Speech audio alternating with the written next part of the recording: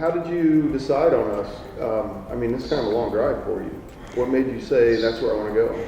Actually, I watched one of Dan Mass's videos, and he lives in New Jersey, so he had about the same drive that I had.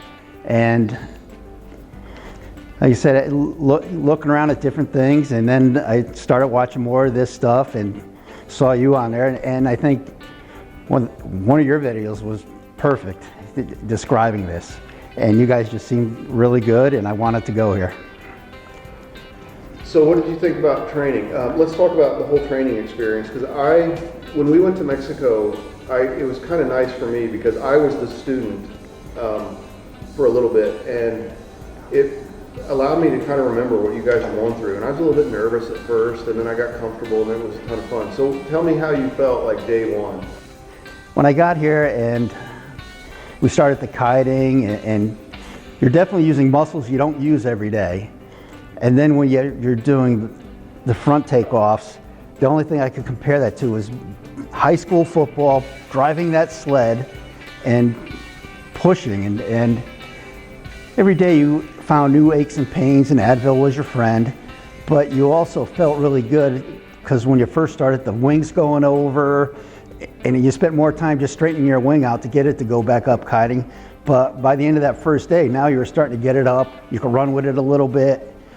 And with the different changes in the wind pattern and the strength of the wind, it felt good to be progressing. Okay, so flying. Describe to me what was going through your head, like before and during and after your first flight. Oh boy.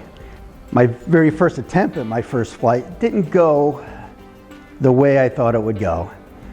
There was 5 of us here. I was the third one to go. And while you're waiting to go, you're watching what other people do. They're getting up, and you're thinking what you have to do. So then comes my turn. I get the helmet on, get the motor started, everything's ready. And you're just hoping you don't screw it up. Of course, the first thing I did, I think, took a few steps and hit the kill switch. And the kill switch was my friend on the first day. And every time I would get the kite upright, run, I hit the kill switch. Just focus on relaxing and moving with the glider. All right. Arms out, pinch your shoulder blades, take a deep breath, tell yourself, relax. And whenever you're ready, let's try it again. Hands back, add some power. Step to your right just a little bit. Run, start moving. A little bit of left brake in the knee.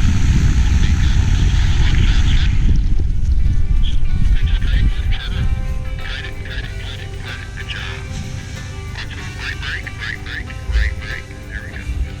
And finally, after about 4 or 5 attempts, Matt was on the earphones with me, and he definitely made it better, because no matter how bad I felt I was doing or how bad I was talking to myself at that point, Matt was just, you're doing fine, you know, just take a break, regroup, and we'll do it again.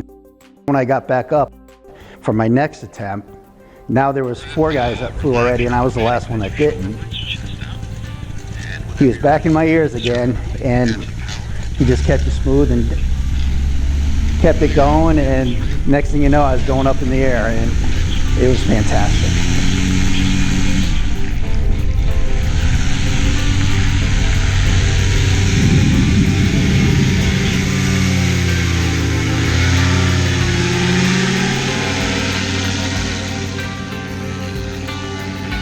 Going up from the ground and going up on that angle, that's like, wow, you're doing it, and it's happening.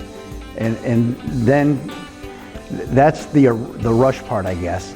But then once you get up to where you're getting in your seat and now you're cruising around, it's just amazing the way everything looks. And I got lucky. I did a couple of the last flights of the night, and the sunsets are so much more beautiful looking at it from 400 feet up than standing on the ground looking at it. And that was just flying around the fields and watching that sunset was really so much better than I thought it would be.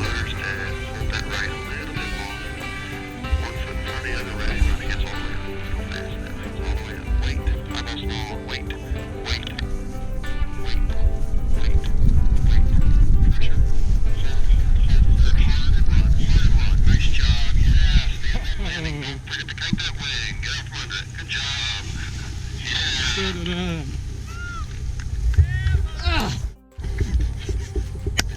Good job.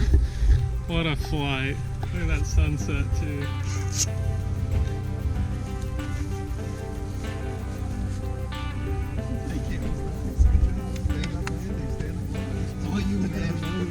Voice of gold.